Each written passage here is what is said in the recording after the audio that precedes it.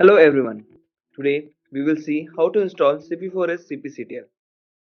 IBM Cloud Pack for Security provides support actions to help you with post-installation, administration, and troubleshooting tasks. You access this support actions through the cpctl command line interface utility. So let's see how to install CP4S cpctl utility. So log into your radar cluster where your CP4 is installed. Copy this login command over here and use it on your terminal. So this is the terminal I have logged in with the OC command. Suppose that use this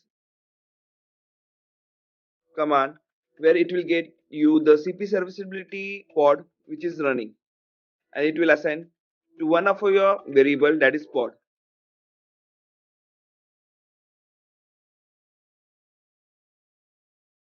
Post this command, use resync command. So this command is different for different operating system, Windows, Linux and Mac.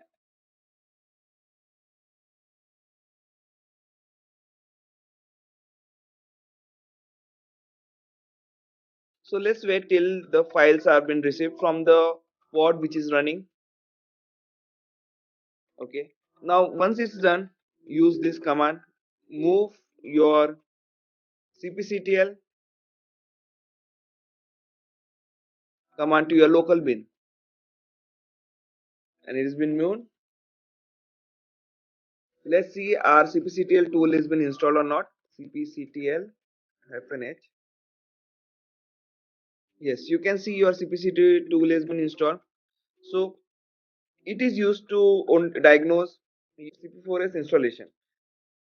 So basically it is being used into three categories, namely diagnostics, remediation and tools. Thank you.